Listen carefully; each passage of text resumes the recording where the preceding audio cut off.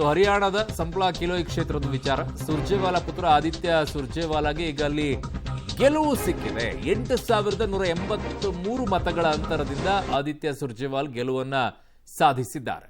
So ಈಗ ಸುರ್ಜೇವಾಲಾ ಅವರು ರಾಜ್ಯ, ನಿಮಗೆ ಗೊತ್ತಿರುತ್ತೆ ಸುರ್ಜೇವಾಲಾ ಅವರು ಯಾರು ಅಂತ ಹೇಳಿ, ರಾಜ್ಯ ಉಸ್ತುವಾರಿಗಳು ಇಲ್ಲಿ ಕಾಂಗ್ರೆಸ್ ಪಕ್ಷದ್ದು. ಸೊ ಹಾಗಾಗಿ ಈಗ ಸುರ್ಜೇವಾಲಾ ಅವ್ರ ಪುತ್ರ ಆದಿತ್ಯ ಸುರ್ಜೇವಾಲಾ ಕೂಡ ಸ್ಪರ್ಧೆಯನ್ನು ಮಾಡಿದರು ಹರಿಯಾಣದಲ್ಲಿ. ಈಗ 8,183 ಮತಗಳ ಅಂತರದಿಂದ ಗೆಲುವನ್ನ ಸಾಧಿಸಿದ್ದಾರೆ.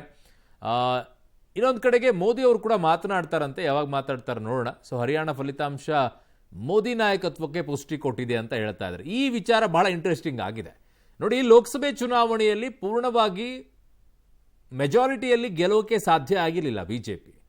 ಸೊ ಹಾಗಾಗಿ ಆ ಸಂದರ್ಭದಲ್ಲಿ ಒಂದು ಚರ್ಚೆ ಶುರುವಾಯಿತು. ಮೋದಿ ವರ್ಚಸ್ಸು ಕಡಿಮೆ ಆಗಕ್ಕೆ ಶುರುವಾಗಿದೆ, ಸೊ ಹಾಗಾಗಿನೇ ಈ ಪರಿಸ್ಥಿತಿ ಇದೆ ಅನ್ನುವಂಥ ಲೆಕ್ಕಾಚಾರಗಳು ಶುರುವಾಯಿತು.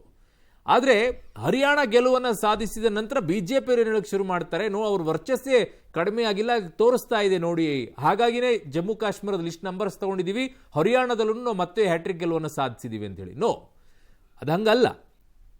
ಹರಿಯಾಣದಲ್ಲಿರುವಂಥ ಲೆಕ್ಕಾಚಾರಗಳು ಬೇರೆ ಇದೆ. ಪಾರ್ಟ್ ಆಫ್ ಇರ್ಬೋದು, ಮೋದಿಯವರು ಬಂದು ಭಾಷಣವನ್ನು ಮಾಡಿರ್ಬೋದು, ಅದರ ಪರಿಣಾಮಗಳು ಬೀರಿರ್ಬೋದು, ದೊಡ್ಡ ಮಟ್ಟದಲ್ಲಿಲ್ಲ. ನಿಮಗೆ ಆಯಾ ರಾಜ್ಯಗಳಲ್ಲಿ ಒಬ್ಬ ಮುಖ್ಯಮಂತ್ರಿ ಅಭ್ಯರ್ಥಿ ಸಕ್ಷಮವಾಗಿ ಕಾಣಿಸೋಕೆ ಶುರುವಾದರೆ ಜನ ಆಯ್ಕೆಯನ್ನು ಮಾಡ್ತಾರೆ, ಇಲ್ಲದೇ ಇದ್ರೆ ಆಯ್ಕೆ ಮಾಡಲ್ಲ.